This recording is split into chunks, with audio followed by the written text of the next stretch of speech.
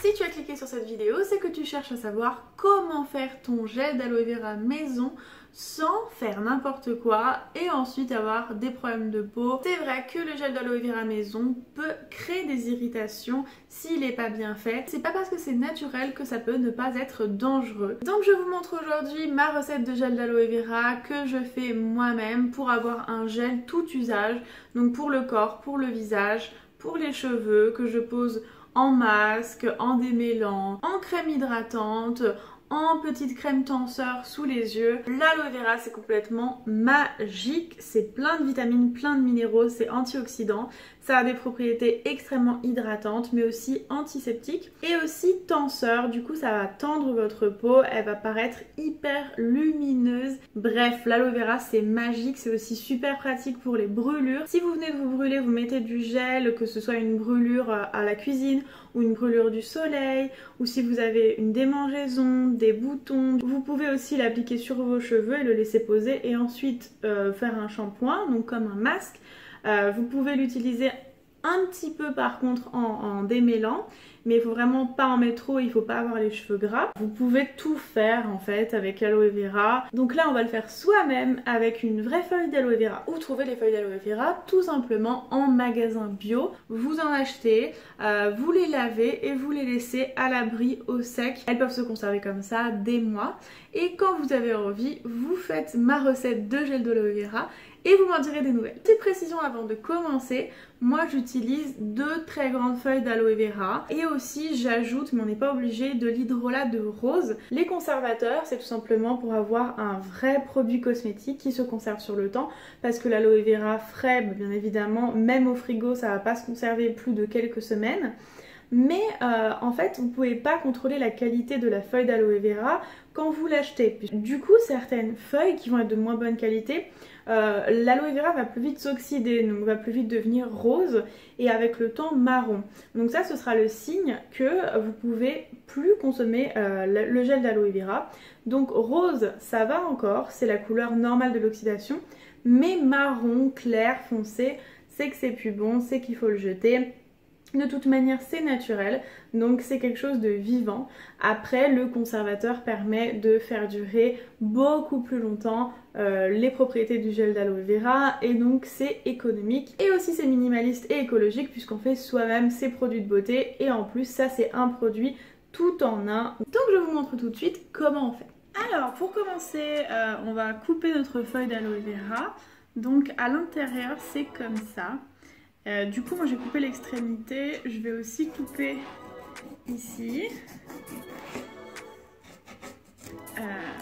voilà, et je vais couper en morceaux, hop.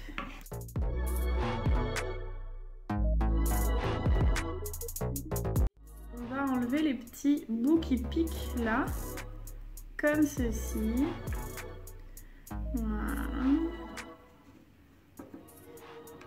Il faut vraiment que votre couteau soit propre. C'est super important.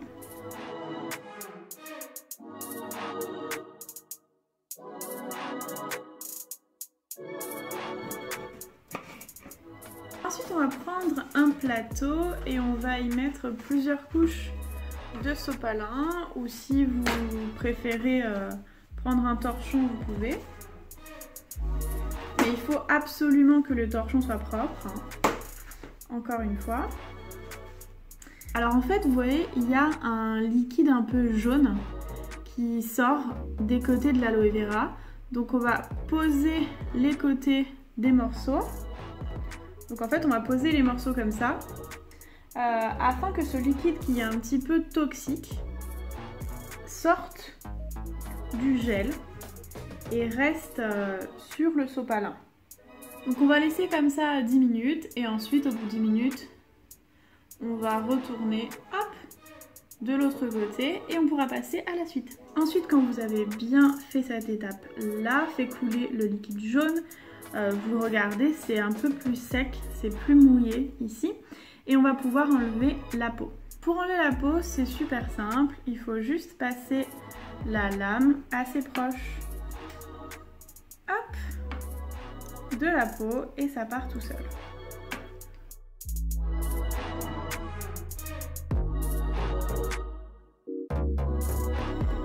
Donc attention de ne pas vous couper parce que ça glisse beaucoup, c'est hyper gluant en fait.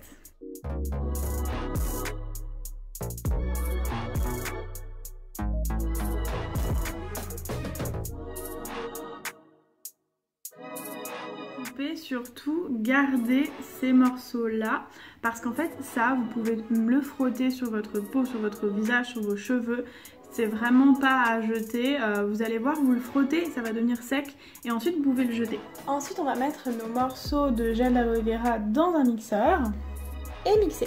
On va mixer jusqu'à qu'il n'y ait plus de morceaux en fait, donc on va prendre une cuillère propre et voir, donc là c'est bon, il n'y a plus de morceaux.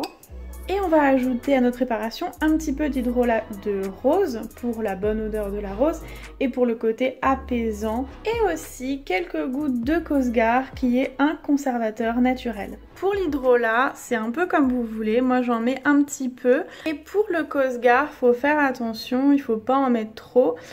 Ils disent en fait d'en mettre 0,6 à 1%. Donc par exemple là j'ai pris 2 très grandes feuilles d'aloe vera, du coup je vais mettre 6 à 10 gouttes, je pense que 10 gouttes ce sera très bien. Et on va remixer.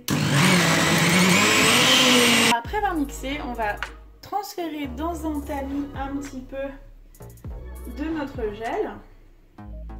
Et là va falloir s'armer de patience puisqu'on va touiller jusqu'à ce que le jus sorte.